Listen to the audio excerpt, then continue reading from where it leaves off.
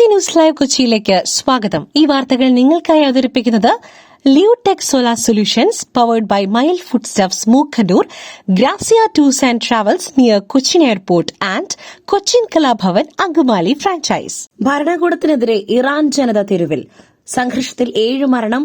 എന്താണ് ഇറാനിൽ സംഭവിച്ചുകൊണ്ടിരിക്കുന്നത്? ഭരണകൂടത്തിനെതിരെ ഇറാൻ ജനത നടത്തുന്ന പ്രക്ഷോഭത്തിനിടെ സംഘർഷം.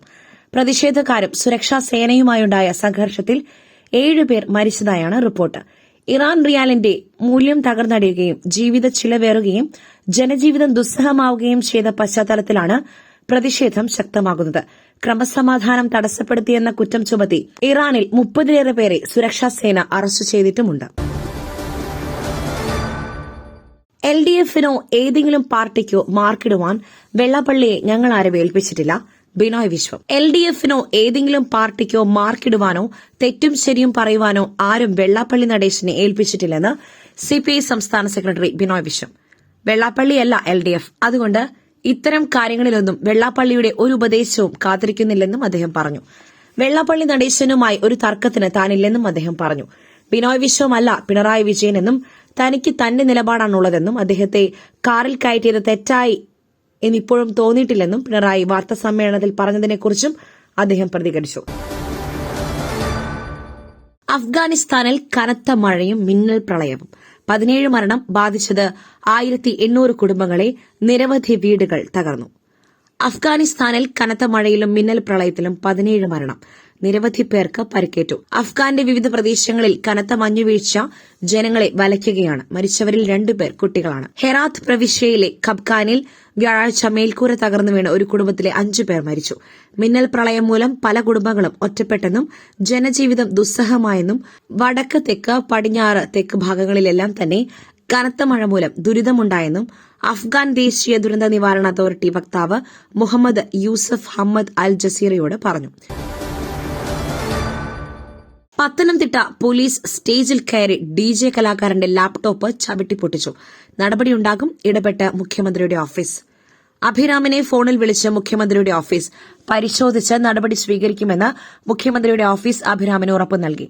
അല്പം മുൻപായിരുന്നു മുഖ്യമന്ത്രിയുടെ ഓഫീസിൽ നിന്നും അഭിരാമിന് ഫോൺ എത്തിയത്. അഭിരാമിന്റെ ദുരനുഭവം മാധ്യമങ്ങൾ വാർത്തയാക്കുകയായിരുന്നു. പിന്നാലെ സംഭവത്തിൽ മുഖ്യമന്ത്രി അന്വേഷണത്തിന് നിർദ്ദേശം നൽകി. സംഭവത്തിൽ ക്രമസമാധാന ചുമതലയുള്ള ADGP അന്വേഷണം നടത്തും. പോലീസ് ഇടപെടലുമായി ബന്ധപ്പെട്ട് വീഡിയോ ദൃശ്യങ്ങൾ പുറത്തുവന്നതിന് പിന്നാലെയാണ് ക്രമസമാധാന ചുമതലയുള്ള ADGPക്ക് അന്വേഷണം നടത്തുവാൻ നിർദ്ദേശം നൽകിയത്. പത്തനംതിട്ട പോലീസ് അതിക്രമം അന്വേഷണം പ്രഖ്യാപിച്ചുവെന്ന് DGP രവാഡ ചന്ദ്രശേഖർ അറിയിച്ചു. എന്താണ് നടന്നതെന്ന് പരിശോധിക്കും.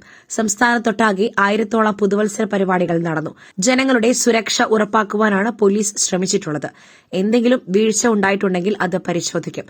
ഉചിതമായ നടപടി എടുക്കുമെന്നും DGP രവാഡ ചന്ദ്രശേഖർ വ്യക്തമാക്കി. ജയ്പൂരിൽ ബുൾഡോസർ നടപടി. പോലീസിനെ ആക്രമിച്ച കേസിലെ പ്രതികളുടേതടക്കം 20ഓളം കെട്ടിടങ്ങൾ പൊളിച്ചു നീക്കി. രാജസ്ഥാനിലെ ജയ്പൂരിൽ ബുൾഡോസർ നടപടി. പോലീസിനെ ആക്രമിച്ച കേസിലെ പ്രതികളുടേതടക്കം 20ഓളം കെട്ടിടങ്ങൾ പൊളിച്ചു നീക്കി. ഡിസംബർ 25-ന് സംഘർഷമുണ്ടായ ചൌമുവിയിലാണ് കുടിയൊഴിപ്പിക്കൽ. സംഘർഷത്തിൽ 19 പേരെ പോലീസ് അറസ്റ്റ് ചെയ്തിരുന്നു. ചൌമുവിയിലെ ഇമാം മസ്ജിദ് പരിസരത്താണ് ബുൾഡോസർ നടപടി. അനധികൃത കയ്യേറ്റം ആരോപിച്ച് പ്രദേശത്തെ 25ഓളം കെട്ടിടങ്ങൾക്ക് പ്രാദേശിക ഭരണകൂടം ഒഴിയുവാൻ ആവശ്യപ്പെട്ട് നോട്ടീസ് നൽകിയിരുന്നു. ഡിസംബർ 25-ന് പൊളിച്ചു നീക്കുവാൻ ഉദ്യോഗസ്ഥരെത്തിയത് വൻ സംഘർഷത്തിന് വഴിവെക്കുകയും ചെയ്തു. പോലീസിനും ഉദ്യോഗസ്ഥർക്കും നേരെ വ്യാപകമായി കല്ലേറുണ്ടായി. കല്ലേറിൽ 6 പോലീസുകാർക്ക് പരിക്കേറ്റു. സംഭവത്തിൽ 19 പേരെ പോലീസ് അറസ്റ്റ് ചെയ്തു. പുട്ട് രുചികരമാവണമെങ്കിൽ മയിലിന്റെ പുട്ടുപൊടി തന്നെ വേണം.